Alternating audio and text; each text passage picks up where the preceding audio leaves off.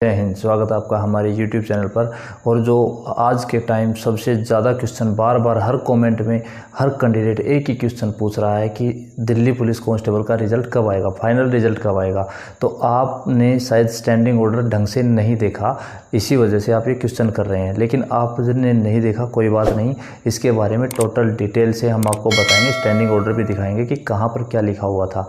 लेकिन उससे पहले आपको कुछ बातें बताएंगे, वीडियो में एंड तक रुके रहना। उसमें टोटल हम सब कुछ डिस्कस करने वाले हैं इस वीडियो में कि रिज़ल्ट कब आएगा।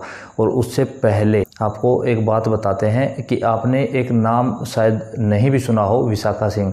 अगर आपने नहीं सुना है तो आप एक बार गूगल पर सर्च कर लीजिए IAS विशाखा सिंह।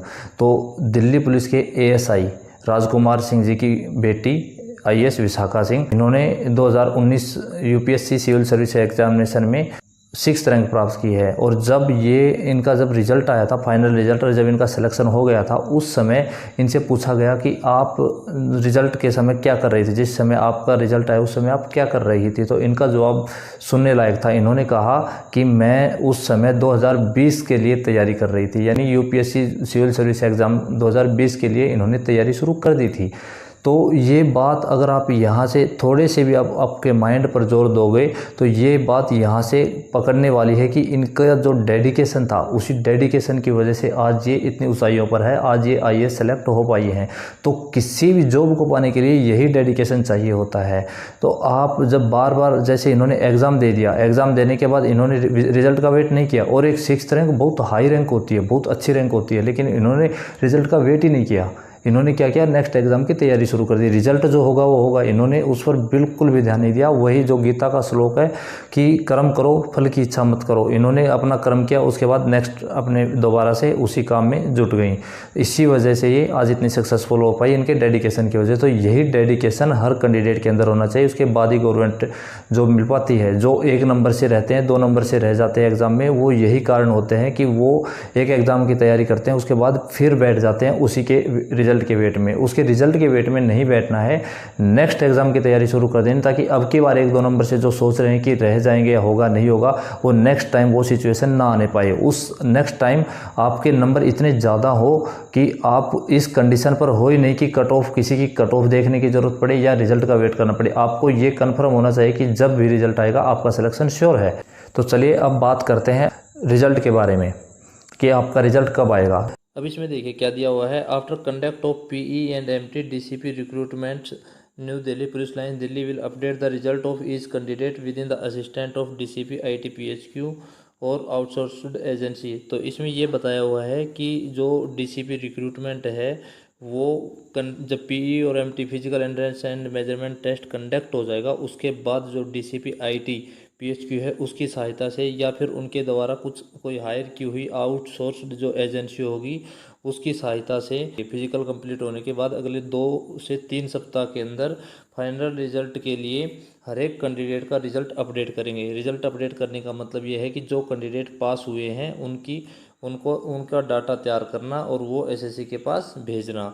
तो ये अगले 2 से 3 सप्ताह का प्रोसेस दिया हुआ है। और आपको ये पता है कि जो लास्ट फिजिकल हुआ था 7 अगस्त को, जो कोविड केसेस थे उनका 7 अगस्त को लास्ट फिजिकल हुआ था।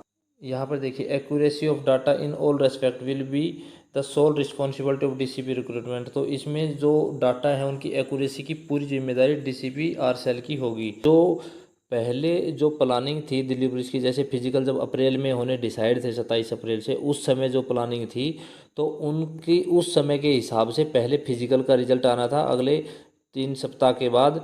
उसके बाद फिर अगले 10 से 15 दिन के अंदर फाइनल रिजल्ट आना था। तो पहले ये प्लानिंग थी, उसी के अकॉर्डिंग अगर होता है पूरी जो प्लानिंग होती है तो उसके अकॉर्डिंग पहले फिजिकल का रिजल्ट आएगा, उसके बाद फिर मेडिकल का रिजल्ट आएगा। तो अभी जो फाइनल रिजल्ट है, मेडिकल का रिजल्ट का मतलब है मेडिकल के लिए जो कैंडिडेट क्वालिफाई किए जाएंगे उनका रिजल्ट। तो अभी जो फाइनल रिजल्ट है उसके लिए आपको अभी थोड़ा और वेट करना पड़ेगा, डिक्लेरेशन ऑफ फाइनल रिजल्ट। तो इसमें दिया हुआ है कि जो लिस्ट जो तैयार की जाएगी वो तैयार की जाएगी। PE और MT में जो क्वालिफाइड कैंडिडेट डिक्लेयर हैं उनको प्रोविजनली सेलेक्ट करके लिस्ट तैयार की जाएगी। और ये बेस पर होगी जो कंप्यूटर बेस्ड एग्ज़ाम हुआ था जो 100 मार्क्स का, उसके ऊपर बेस होगी। 10% रिजर्व कैंडिडेट भी लिए जाएंगे। तो जो ये PE&MT में जो डिक्लेयर हुए हैं ये डाटा जब एसएससी के पास पहुंचेंगे उसके बाद एसएससी इस रिजल्ट को तैयार करेगी। इसमें दिया हुआ will be prepared and announce, तो एसएससी इसको तैयार करेगी, दिल्ली पुलिस इसको तैयार नहीं करेगी। इसमें क्लियरली दिया हुआ है कि फिजिकल होने के बाद 2 से 3 वीक के अंदर रिजल्ट तैयार किया जाएगा और उसकी टोटल जिम्मेदारी दिल्ली पुलिस के जो डीसीपी रिक्रूटमेंट हैं उनके पास होगी और वही इसको आगे एसएससी के पास भेजेंगे। एसएससी उसके बाद फाइनल रिजल्ट तैयार करेगी और 7 अगस्त को जब लास्ट एग्जाम था उसके बाद 3 वीक अगर हम लगाते हैं तो वो 3 वीक बनते हैं। जो अभी 28 अगस्त गया है उसको 3 वीक होते हैं, तो उसके अंदर अगर डाटा भेजे भी जाते हैं तो इतनी जल्दी एसएससी रिजल्ट तैयार नहीं कर पाएगी। फाइनल रिजल्ट तैयार करने में समय लगता है,